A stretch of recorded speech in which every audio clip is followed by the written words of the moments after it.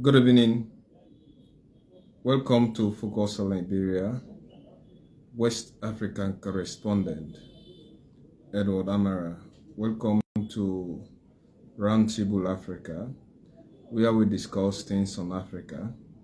We let you know about things that happen on the continent. We bring you latest development, breaking news on economic, political, or holistically what happened on the continent. Focus on Liberia uses this particular opportunity to ensure that we adequately give people careful information on almost everything or major event that take place on the continent within a week on a daily basis.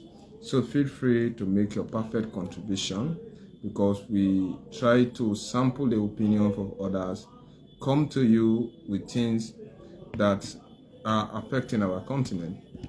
Africa as a whole is suffering from a lot of economic, political setback that have resulted into the destruction of our livelihood, the property that we own. And for far too long, our culture, our tradition, our setting have actually been invaded. It is because of certain things that have taken place on the continent that we have seen even our leaders are left into vulnerable position on knowing what to do and what not to do. And some of them are actually in beggarly positions. Some inherit economic that are broken. Some inherit a politically divisive society. Some inherit certain leadership that are culturally and also ethnically divided. And some have also created problems after they ascended to the throne. So Focus on Liberia go on a daily basis, assemble some of this important information, and we also ensure that we analyze them with a bias mentality or a bias-free attitude. So welcome, feel free, make your contribution, and you have all the opportunity maybe to make certain things or drop comment that can actually help the program. Today we are going to start in East Africa. We have 6 major stories. We are going to East Africa. We also get into Southern Africa. Then we get into West Africa and into the North, and we also come back into West Africa. First, we have to watch at Kenya president says no more to opposition protest. Then South Africa ex-leader Jacob Zuma is in Russia, but on medical reasons. Then we are also seeing Zimbabwe president approve controversial patriotic law. Then Nigeria declares food shortage state of emergency. Then we also see Tunisia judge orders release of key opposition figures. Then finally, Ghana defends asylum policy after UN criticism. So these are the major headlines. So you are seeing we are going to the north. We come into the southern part of Africa. Of course, then we will get into West Africa. Of course, today we don't have... Okay, we have East Africa also. East Africa is starting from east. We come into the southern part of Africa. Then we get into west. Then we go into north and end into west. So thank you, welcome, and feel free to make any type of contribution on the programs that are here. First, let's see. Kenyan president says no more to opposition protests. That is why Uhuru Kenyatta, the man William Ruto, who won the election last year, he's saying no more to opposition protests. Okay, the Kenyan situation is a very peculiar one. When you compare other oppositions into Africa. Reason being, Kenya has conducted election and we are having a leader who won it.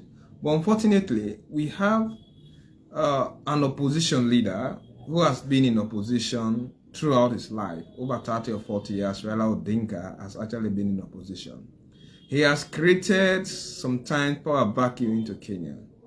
And in the name of his political ambitious attitude, this has resulted into the destruction of the very Kenyan society. I wonder what type of opposition leader is Raila Odinga, because Raila Odinga has lost 6 consecutive elections. As I normally say, I think the Kenyan do not actually buy his idea.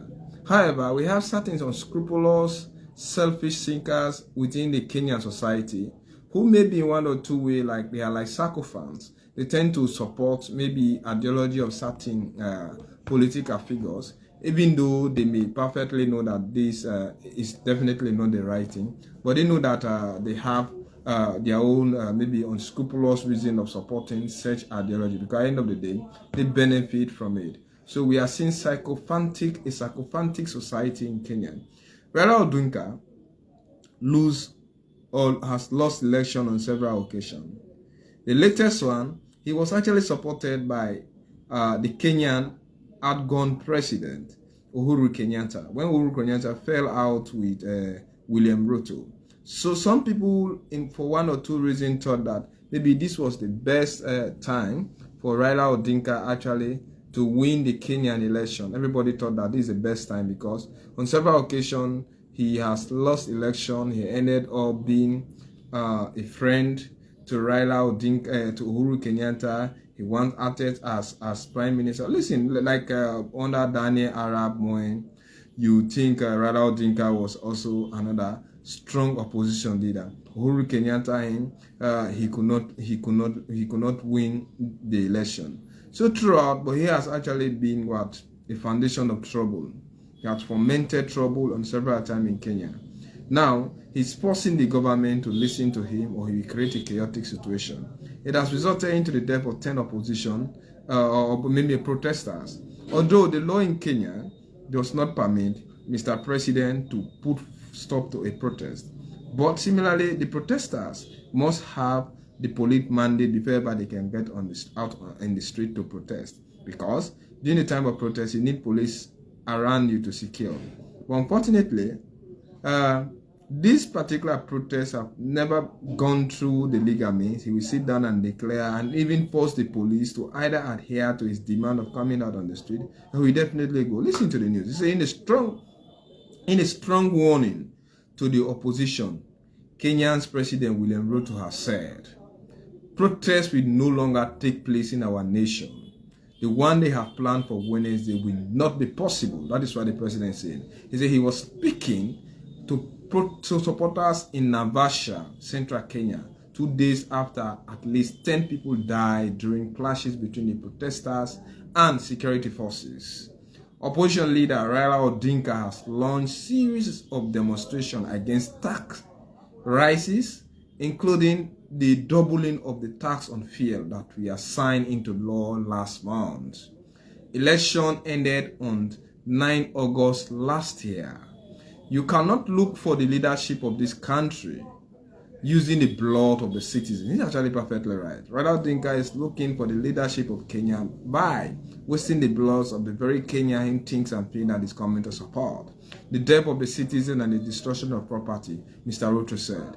You cannot look for leadership into Kenya by seeking the blood or wasting the blood of Kenyans.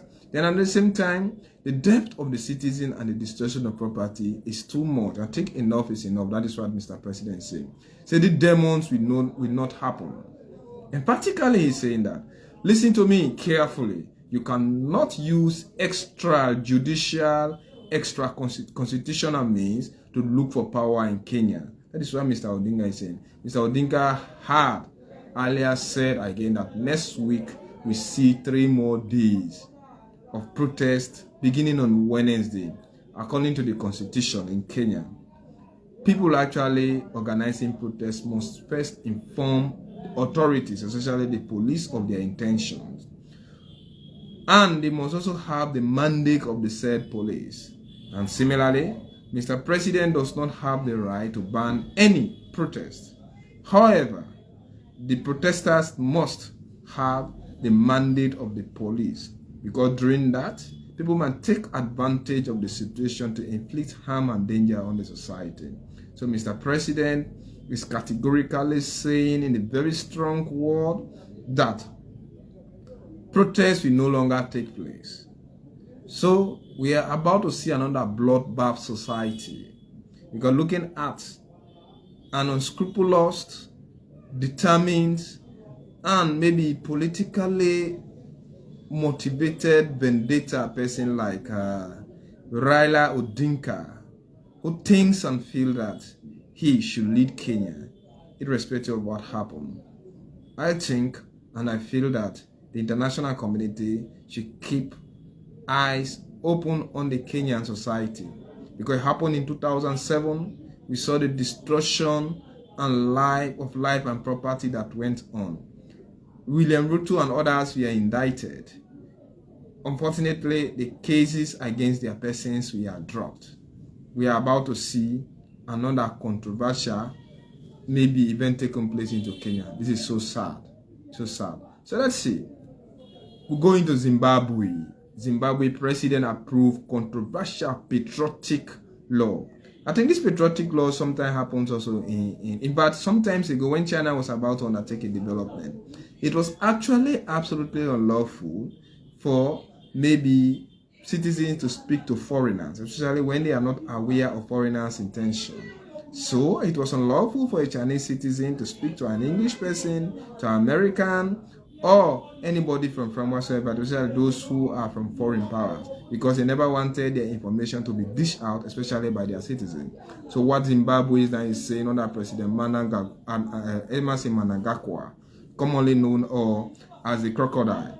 That is a nickname. Emerson Mnangagwa alias, or also known as the crocodile. He's saying that he has passed what they call patriotic law. Zimbabwe President Emerson Mnangagwa has signed a bill into law that imposes actually penalties on Zimbabweans who are found to have willfully harmed the sovereignty and national interests of Zimbabwe. That is what he's saying. So the controversial patriotic bill faced widespread opposition from lawyers and activists, describing it as grievous attack or assault on human rights. They are saying it's a grievous assault on attack on human rights. That is what they are saying. It just come after weeks before the presidential election is due to be held, actually in August this year in Zimbabwe. The law imposes sentences ranging from what? From fines and even death penalties for those who would take part in meetings which encourage international community to take military action against the state or to sanction the key actors into the state. The like of Emerson Mnangagwa is definitely under state sanction, under US and UN, Britain and France sanctions. And pieces of meeting like that, according to them, being held by opposition leader, it is out of their lobbying attitude to the international community that has resulted maybe into series of attacks on the state. They are definitely claiming that most of those attacks taking place against the persons or the key actors into Zimbabwe is as a result of the opposition lobbying to international community for such sanctions to be imposed on the leadership of Zimbabwe.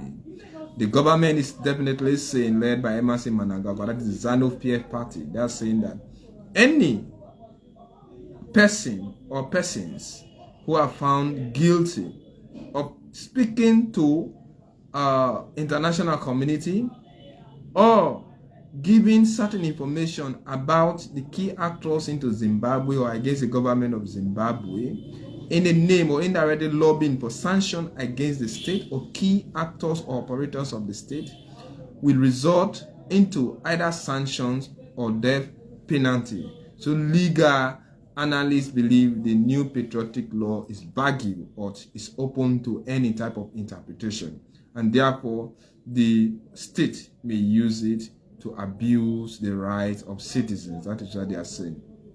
Maybe that is what Emerson Mnangagwa thinks. And yesterday, another opposition leader was invalidated or was declared what? Unsuitable or not qualified to contest for the presidential election the presidential and parliamentary elections that are due actually in August. After the Zimbabwe election commissioner or commission declare that particular candidate as worthy or qualified to contest the elections. Unfortunately, the court is now ruling against the electoral process. So it's like the court system has been manipulated and yes men have been appointed into parliament. In fact, there is nothing else, but trust me, Emerson Mnangagwa will win definitely the election, and it will be first round. no second round election will be held into Zimbabwe. In fact, Nelson Chamisa does not have the power because the state is not free. The elections are not going to be free and fair. These are state managed elections, and no political party will win Zimbabwe election as long as the war veterans are alive, and they will keep appointing themselves to key positions into the country. So let's see. Let's come to Southern Africa. In Southern Africa again, because we are just there, of course, Zimbabwe is part of Southern Africa. We're also South African president, ex-president, Jacob Zuma, in Russia for medical treatment. I'm just saying, South Africa ex-president Jacob Zuma traveled to Russia last week for health reason. His foundation says. That is what the foundation is saying. He will be returning to the country once his doctors have completed the treatment. Its statement said the announcement comes after a constitutional court upheld a ruling that Zuma was granted medical parole unlawful in 2021. Actually, he was jailed for 15 months for refusing the court orders, and he served less than 8 months of the 15 months. He was granted bail. But people are saying that the head of the prison, Arthur, is actually an apologist or a sympathizer or a supporter of Jacob Zuma. So he used his office to ensure that he released the former president. And since that, the so-called head of prison has definitely been suspended, and he's also been placed under investigation. So Jacob Zuma is now 81, and he was actually forced out of office in 2018 when he actually had some amount of time to still rule for up to 1 year, but he was found to be to have contravened the Zimbabwean law by involving into a controversial, maybe corrupt attitude, especially with the Gumta family, state captured and whatsoever thing. So what they are saying that, but look at what the spokesperson for Jacob Zuma Foundation is saying. This is Mwanzali Mayani, the spokesperson for Jacob Zuma Foundation, said it was issuing the information about Zimbabwe as Zuma's trip to Russia because of media speculation. That is what they are saying. He said, although the trip was private, it was not secret. Acts incorrectly suggested. He said, adding that Zuma and his team had traveled on a commercial flight full of passengers. The statement ended without saying when the former president would be returning to South Africa. The foundation wishes to patron good health and written is patron good health anyway, and a safe return home whenever the doctors release him. That is what they are saying. At the end of last week, Zuma was in Victoria Falls. Actually, he was there to market the Belarusian mentality of how they can maybe establish a Belarusian company in Zimbabwe. We all know it is not clear whether the former South African president will return to jail following the court orders, but that has been what they are saying. In fact, they are saying that since the parole was illegal, in fact, the African Democratic Party, the Democratic Alliance, the ADM, is even saying that Mr. Zuma should definitely hand himself voluntarily. Mind you, after the apartheid ended in 1994, when Zuma was arrested last year, he spent 8 months in prison. It was the protest. It was one of the worst type of protests that ever happened into South Africa. In fact, the South African government even accused that Phyllis Imbalula, the trade minister who is very outspoken into South Africa, even accused the Zuma supporters or the oppositions of the government by claiming that they had the intention to overthrow a sitting government of South Africa, which of course they deny. It resulted into the death of over 350 people. And most of them actually died in KwaZulu-Natal. That is the province of Jacob Zuma. So they are saying the issue need to be maybe handled maturely before it could result into another dire consequence. And South Africa is situated on the time bomb because you are seeing people in South Africa who maybe have a lot of apartheid mentality, who are capable of disturbing the society for one or two reasons. So that is what they are saying. Then let's come into Nigeria now. President Asiwaju Bola Ahmed Tinubu has declared a food shortage state emergency. Nigerian President Bola Ahmed Tinubu has actually declared a state of emergency of food security to address ongoing food inflation. That is what he's saying. Immediate, medium, Immediate, medium, and long-term intervention have been designed by the government to combat the shortage, he said. These range from providing fertilizers and grains to farmers and households to assigning responsibility. That is what they are saying. To assign responsibility for food and water to the National Security Council. That is what they are saying now. What he's saying, the government plans to allocate funds from fuel subsidy to removal to support the agricultural sector and establish a national company board to regulate and stabilize food prices. That is what Mr. President is saying. President Bola Ahmed Tinubu emphasized the initiative goals of reducing food costs. That is what I'm saying. The initiative goal is reduce food costs, promote agriculture, and generate employment opportunities. That is what Mr. President is saying. The man who is 72. In a post on his Twitter handle, listen, let me carefully read what he said. President Tinubu said that the new initiative will tackle rising food costs, enhance agriculture, and boost job creation. No one will be left behind in our efforts to ensure affordable, plentiful food for every Nigerian, he tweeted. Earlier in the month, a former governor in northern Nigeria expressed concern that the country may face food crisis soon due to banditry in the north. The International Monetary Fund warned of increased food prices and risks due to flood and expensive fertilizers. It's an assault of Africa's strongest economy. Maybe they have that competition between both South Africa and Nigeria. But Nigeria is a very high population, but it has banditry movement, kidnapping for ransom. It has state inflation, shortage of cash. Then it has the movement for the emancipation of the Niger Delta, NNJT. We are seeing a IPOP. These are the Igbo movement. Then we are seeing also ISWAP, that is the Islamic State of West Africa. We are seeing Boko Haram. But Nigeria is just infected with problems. Maybe the president is too old enough. It's too old anyway to tackle issues like that. So we are definitely seeing a situation where we need to be absolutely careful on how issues like that are going to be handled, because Nigeria is facing series of crises over the past years since the fall of Omar Musa Yar'Adua. Jonathan came in. Jonathan went out. We are seeing Muhammadu Buhari came in. He left. Series of problems are definitely happening, and the Nigerian society is definitely have not been able maybe to cope with the rising problems it is facing. It's a sad event, and we are also sad. We pray and hope that issues like this never continue. Let's see, Tunisia judge order release of key opposition figures. Kais Saied, who came in 2019, suspended the constitution. Suspended the parliament. Of course, he suspended the constitution, because if you suspend parliament, it means it is the constitution that you are suspending. Sack the executive and appointed some yes men within the judiciary.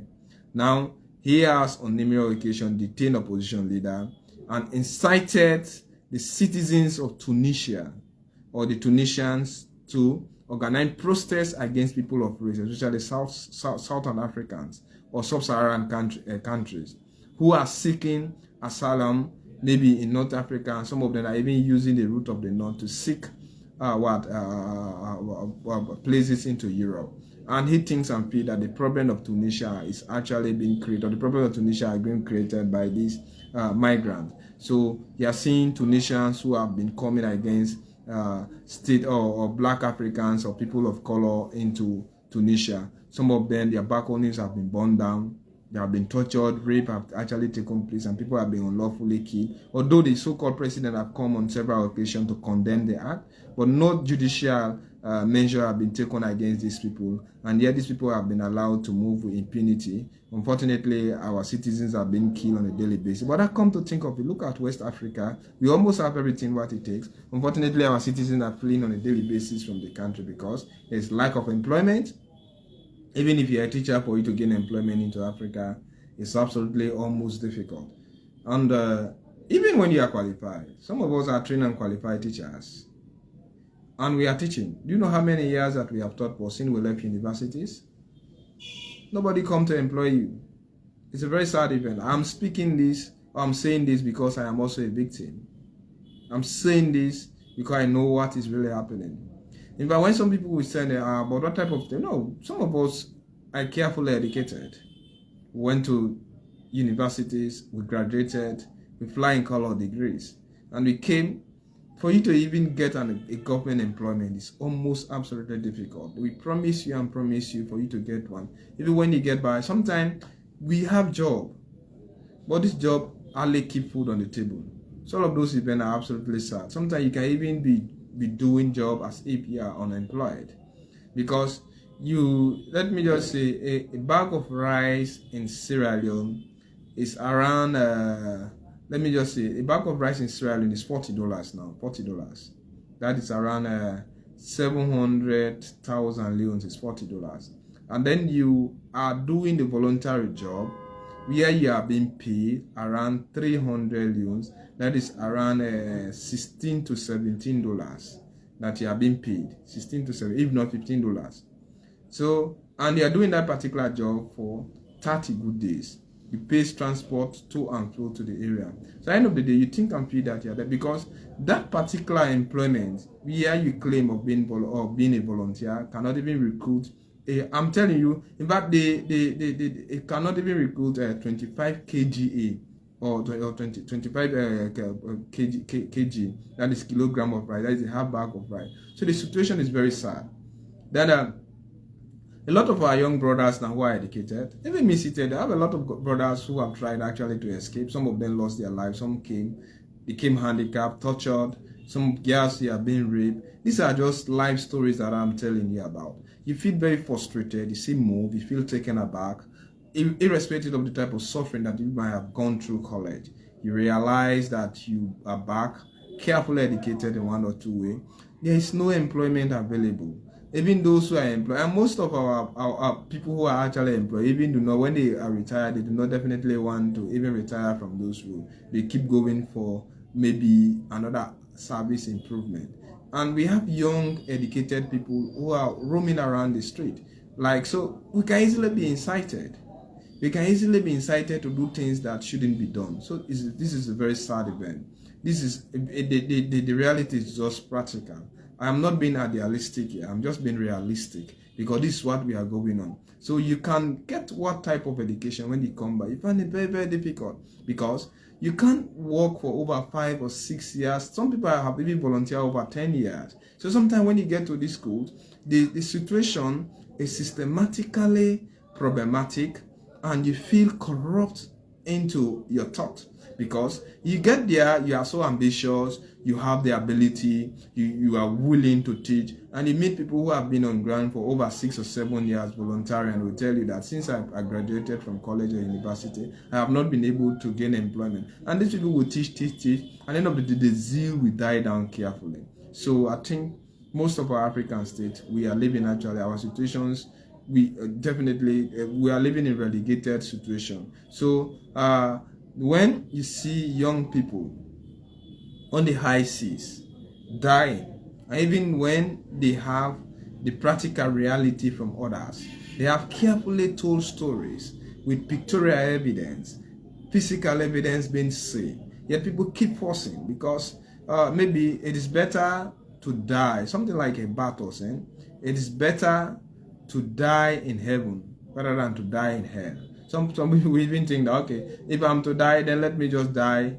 in places like Europe. If I'm to be tortured, it's better I'm being tortured into Europe and do everything than Libya, because it is so hectic, it is chaotic, and it's nothing good to be hammered home.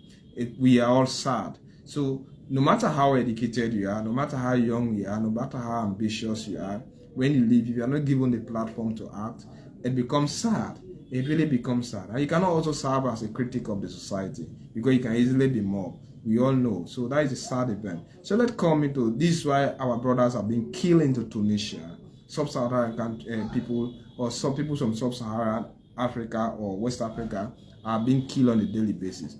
Why do you think the type of freedom that we have in Africa, if we had employment, if our society we have been made, into a way that we want it. No need for me to go into Europe to be harassed, to be tortured, and to have anything to happen against my person. But when you are young, you get into educational institutions, you use your energy, you use the little finances at your disposal, got yourself graduated. When you are back, you come with an ambitious mentality, with the intention to succeed. No matter the zeal, no matter the interest, no matter the enthusiastic into you, for 5 or 6 years volunteering, it kills that interest permanently. So that is why sometimes, even when you come across employment, time is almost against your person.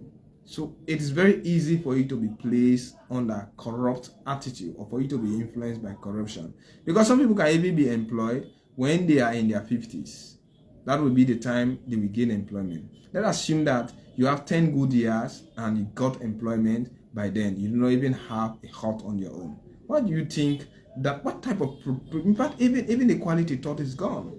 By then, that person would have been planning for his retirement, but that will be the time we'll be planning to build a hut. It's a very sad event. I think Africa need to think twice, and our leadership need to carefully plan our society, how people, especially those who are young, should benefit from the society.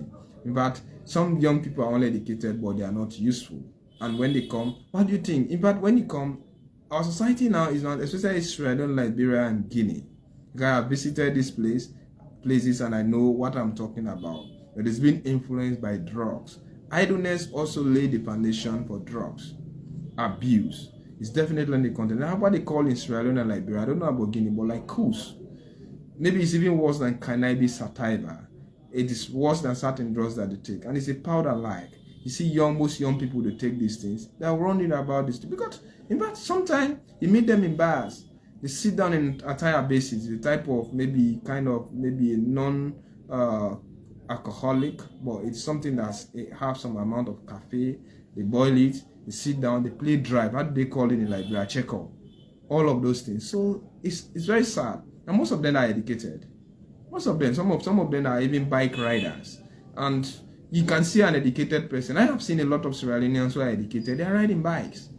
You get to school because end of the day, you may tend to go and ride bike instead of to teach, honestly speaking, because you ride bike for the rest of the day. Maybe you may realize something, but if you can go to school to teach, you cannot realize anything good at the end of the month, and yet you are a volunteer. So all of those things are there. Anyway, the event are sad, absolutely sad. So there are times you find it very difficult, even like even information are being scrutinized, or information is being scrutinized. It depends on how you take it. Because when you want to get certain access to certain information, maybe you might have a device, you might have a very strong internet service, and you might have the ability or the capacity to buy data. But local data is so expensive. So there are times, even when you want to get access to certain information, you can't, because you cannot afford the financial power to go on internet for even like 20 or 30 minutes. So even the type of information that we are getting is now very limited, because you can't stay long on the internet, or else you may not even end up to make a WhatsApp call, all of these things. So sad event anyway, sad, but that is the reality. It's sad, is the reality. So let's see, we have 2 more stories to go. One in Tunisia. A judge in Tunisia has ordered the release of 2 prominent political opponents. President Kais Saied jailed some 5 months ago. Chamisa Issa and Lazar Agamini have been in jail for 5 months. They were among a group of 20 leading figures arrested in February for charges of plot against the state. The lawyers said the orders have been repelled by other courts. So you see, in the court system are now divided. One court will order the release and somebody will say no, and if you get to the prison, they will say no. So we don't know what is definitely going on. It's a very sad event in Tunisia, and we need to be very careful. Let's finally end in West Africa. Ghana defends asylum policy after UN criticism. Here's what Ghana is saying. You can criticize us, but we are going to scrutinize our asylum and even stop Burkinabes coming into Ghana because of the act of terrorism. Maybe it's good. So Ghana has defended the policy of sending asylum seekers back to Burkina Faso after the UN Refugee Agency urged it to stop deportations. Ghana National Security Ministry said suspected terrorists and illegal migrants were being repatriated in accordance with international protocols. And it claimed refugees were only being sent back if they were willing to go. Burkina Faso is in the grip of Islamic insurgents, and Ghana is concerned that the militants could take advantage of the flow of refugees to infiltrate the territory. Fantastic thing. I think this is why I'm even against Rwanda under President Paul Kagame taking refugees or welcoming migrants, people who are escaping from either economics or political asylum seekers who are actually seeking their route into Europe to go back into East Africa, and they are now housing them. I think Paul Kagame should be very careful, because he may end up breeding territories in the name of seeking international friendly connection with the West. Thank you. It's been me, Amara, focus on Liberia, West African correspondent, coming to you with the latest development on the continent. Join me back next week, same time, same place, to discuss more breaking events.